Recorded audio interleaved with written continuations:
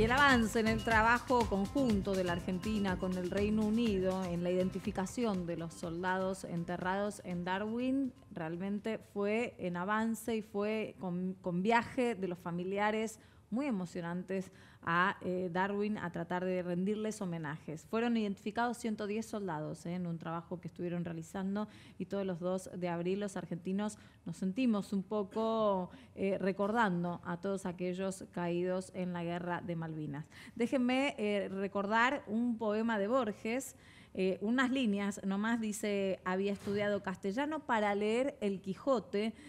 Hubieran sido amigos, pero se vieron una sola vez, cara a cara, en unas islas demasiado famosas, y cada uno de los 2 fue Caín y cada uno Abel. Los enterraron juntos, la nieve y la corrupción los conocen. El hecho que refiero pasó en un tiempo que no podemos entender. Este es un fragmento de un poema de Jorge Luis Borges, de Queridos Enemigos, el libro de Massimotti, que se encuentra acá con nosotros para tratar de hablar sobre el tema. Emma, gracias por venir. No, a ustedes. Muchas gracias, Diana. Muchas gracias. La verdad es que a mí me emociona el poema de Borges, porque fíjense que estamos hablando ahora de una suerte de recuperación de identidades a través de la campaña que la Argentina y Gran Bretaña están haciendo para justamente saber quiénes están, ¿no es cierto?, enterrados en las islas. ¿Quiénes son los soldados argentinos enterrados en las islas? Es decir, aparece la idea de la amistad, de la fraternidad, que de alguna manera está dicha ahí en el poema de Borges. Y claro, yo recuerdo algo que generalmente, bueno, es el oficio del historiador, recordar aquello que a veces no se recuerda, pero yo no era ninguna niña en el 82, y recuerdo haber leído, y después lo busqué, una nota que me espantó, que le hizo México a Galtieri. La televisión mexicana vino a ver al presidente a la Argentina, Galtieri a la Argentina, y Galtieri, lo leo porque no lo podría ni siquiera repetir, Galtieri el 15 de mayo de 1982, frente a Cámara de México, dijo: el pueblo argentino está dispuesto a perder 4.000 o 40.000 argentinos más. Y si es necesario, mantener militarmente esta situación otros 6 meses o 6 años. Por eso me parece que contrasta perfectamente con el poema de Borges. Es decir, cuando uno entra a Malvinas y dice, bueno, ¿qué pasó?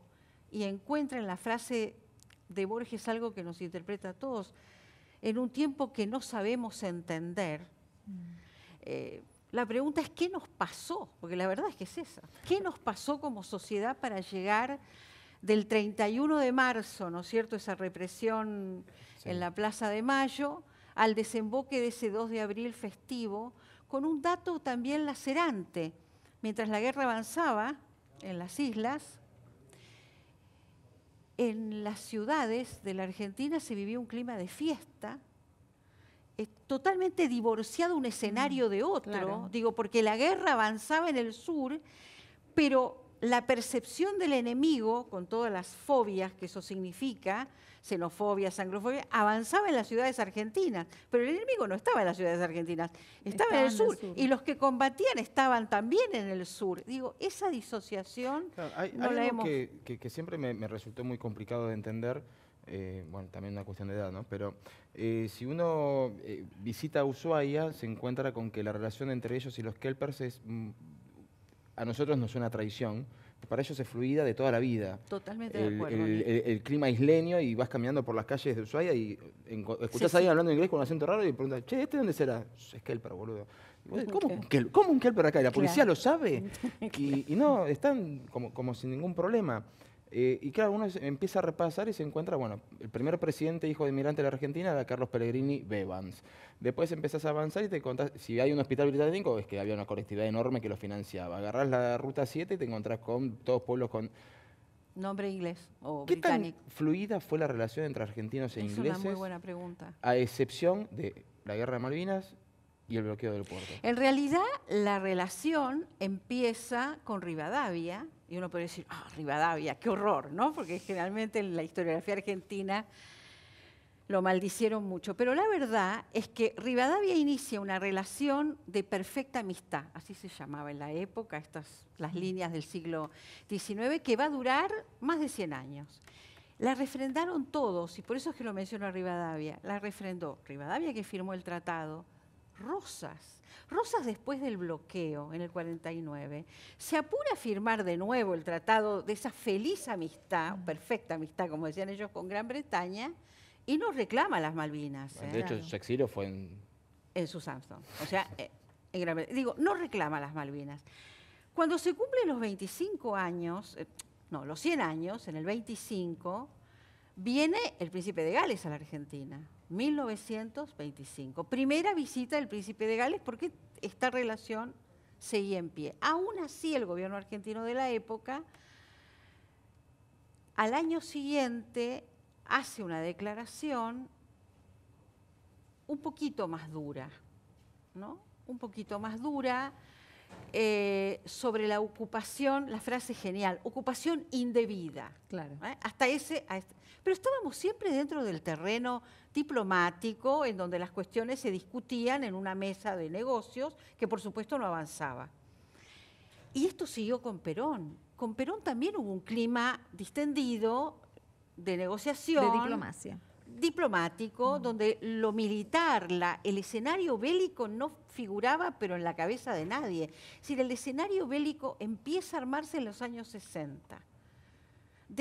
Justamente después de la declaración de la ONU que obliga a Gran Bretaña a sentarse con la Argentina para debatir finalmente, la reincorporación de las islas al territorio argentino, esto es en 1965, a partir de ahí empieza a crecer de la mano de Longaniato una escalada bélica. Entonces llegamos al 82 y en el 82 los diarios argentinos lo que planteaban era: esto es un despojo insoportable, no podemos sufrir un minuto más. Creo que habían ya sucedido, claro, 100 y tantos años, pero no podemos llegar a 150 años sin, una suerte de crispación en el vocabulario, al menos, y en los medios. Entonces uno se pregunta qué se tapaba, y bueno, qué se tapaba, ¿no? ¿La crisis económica quizás? No sé si la crisis económica solamente. Creo que esta suerte de bloqueo argentino que acude a esos esencialismos nacionalistas cuando no sabe a qué apelar, porque la sociedad no tiene, no sé si coraje o capacidad de mirarse realmente para adentro y decir, bueno, miren, estamos acá, no estamos bien, ¿qué hacemos? ¿No? Y entonces el enemigo está afuera. Y en la superación del hecho, ¿no? Porque Argentina ha perdido terrenos mucho más grandes en guerras mucho más graves. Por supuesto. Uruguay. Por supuesto. Y sí, claro. Se superó en poco tiempo. Por ¿no? supuesto. ¿Qué es lo que ayuda a cerrar heridas? Bueno, yo creo que acá lo que nos ha jugado en contra en la segunda mitad, sobre todo en la última etapa del siglo XX en realidad, y hasta hoy, son las crisis económicas recurrentes.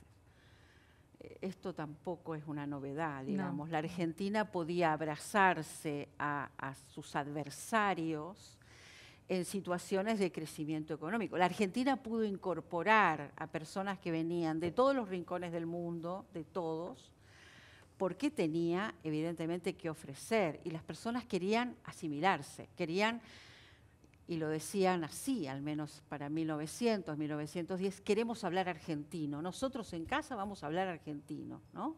Es decir, esta identidad nacional que crece con el impacto inmigratorio porque la Argentina tiene algo muy importante que ofrecer, que es un futuro. A partir del 60, Diana, avanzando el 60, las crisis económicas recurrentes hacen que todavía hoy haya gente que me dice, yo no sé por qué mis abuelos se vinieron a la Argentina, ¿por qué? ¿Por qué no fueron a Estados Unidos? Porque yo digo, mira, tus abuelos estaban muy orgullosos de haber elegido la Argentina. El problema lo tenemos nosotros, no lo tuvieron tus abuelos. Ese divorcio que hay hace que no podamos recuperar lo que fue la Argentina de estos años, muchos años, en donde estos temas ríspidos se discutían de otra manera. Y en ese sentido te quería preguntar, ¿cómo quedó marcada nuestra sociedad? ¿Cómo quedamos todos los argentinos marcados con la guerra de Malvinas? A mí lo que me parece es que está claro para muchos y por eso a mí me emocionan mucho estos momentos, porque digo, bueno, por fin la gente puede llegar a la tumba, puede llorar, sin eso no hay duelo, pues el duelo es siempre imposible, pero sin eso no hay nada. Nosotros los miramos, condolemos, ¿no? Porque durante mucho tiempo hubo negación. Es cierto que los soldados volvieron y nadie los recibió. Es que eso pasó. Yo era grande, ya digo, ya daba clases en el secundario.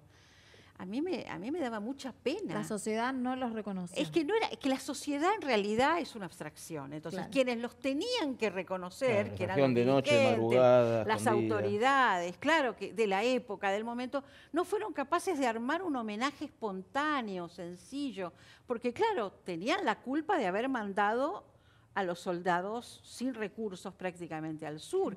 Estos militares no lo podían hacer. La vuelta a la democracia, ahí hubo una confusión. Cuando Alfonsín trató de hacerlo, lo acusaron de desmalvinizar. Pero en realidad lo que Alfonsín lo que quería hacer era, miren, tratemos de recuperar lo recuperable y avanzar nuevamente por la vía diplomática. Difícil todavía, es un tema difícil y es un tema que para mí todavía no está saldado, pero yo creo que estos son los actos, estos actos son increíbles. Volver a las islas, recuperar esas identidades y hacerlo en un contexto de amistad, de relaciones realmente amistosas. Los isleños, además, es cierto esto, siempre vivieron en contacto con el sur argentino. Siempre, viene desde 1800 y pico. Emma, los familiares viajaron, ¿no? Sí. Pudieron rendirle homenaje a sus soldados identificados. Recién les contábamos, se trata de 110 soldados que pudieron identificar en un trabajo en conjunto, y en esto el canciller Jorge Forís se para de que eso se pudo lograr mediante el diálogo que reinicia el actual gobierno. ¿Vos qué opinás al respecto? Bueno, yo creo que el diálogo es necesario. Es cierto que el gobierno actual lo va a tomar como un haber, ¿verdad? Claro. Pero a mí me parece que en ese caso se podría decir que la sociedad argentina estaba reclamando ese diálogo, despejando fantasmas, porque no tenemos por qué entregar las islas, no tenemos por qué decir viva Gran Bretaña, no tenemos por qué, es obvio que no. Pero hay una cosa ideológica igual en un sector de la población. De hecho, el gobierno anterior, todo lo que está relacionado con el kirchnerismo, se enojan cuando uno dice esto, ¿no? De hablar con los kelpers. Hay una cuestión ideológica. Por eso, es ideológico. Ahora, cuando ven estas imágenes, callan, porque acá viene la cuestión de las emociones, que por suerte este es un país con todas las fallas que tiene en materia de emociones. Creo que podemos dar cátedra en el mundo, sinceramente lo digo. Creo que tenemos inteligencia emocional, por ahí de la otra no sé, pero inteligencia emocional tenemos. Entonces yo creo que todo el mundo calla. Bueno, sobre esto yo me guardo la ideología, ese nacionalismo así bien combativo, militante, quiero levantar la bandera, porque esto que veo es otra cosa. Y me parece que este escenario es el que abre la posibilidad de repensar la cuestión de Malvinas desde otro lugar. En la ciudad de Buenos Aires, por ejemplo, ¿no es cierto?, está la lápida esa enorme que tiene un nombre, Plaza San Martín. En la Plaza San Martín, a los pies de la plaza, ¿no?, con todos los nombres. Yo me he parado más de una vez. Yo me conmuevo, digo, están todos nombrados, ¿no? Entonces me parece que desde ese 1 más 1 más 1 más 1, mirándole la cara a los familiares, se puede repensar esta cuestión. ¿Crees que hay alguna posibilidad de que la Argentina alguna vez recupere las islas? Diplomáticamente tendría que hacerse y uno no sabe. Pues ¿sabes qué pasa? La cuestión de los estados nacionales está muy en cuestión hoy en día. A lo mejor recuperamos las islas porque pasamos a ser parte de una gran región, ¿no es cierto?, del sur del mundo. Me explico, es decir, la cuestión de los estados con fronteras, esto es lo que me parece que se ha empezado a desarmar ya hace unas décadas, va a seguir deshaciéndose. Entonces, en lo posible que la transición de estados nacionales que mueren lentamente a otra cosa sea en paz, no sea con guerra, que sea en paz. Qué interesante, ¿no? Todo lo que plantea también de miras a futuro, como te preguntaba recién Gise, y en esto, bueno, me gustaría preguntarte sobre las nuevas generaciones. Las nuevas generaciones, los pequeños, los adolescentes, ¿tienen conciencia de parte de nuestra historia? No sé si tienen tanta, pero sí tienen algo que yo creo que es mejor que no hayan vivido, que es ese nacionalismo esencialista recalcitrante. Yo no sé si ustedes recuerdan el 82, donde de golpe la franco-inglesa tuvieron que cambiar el cartel de la farmacia sobre Florida. O sea, a ver, vamos, claro, porque la gente iba a apedrear la vidriera. Entonces tuvieron que llamarla Franco.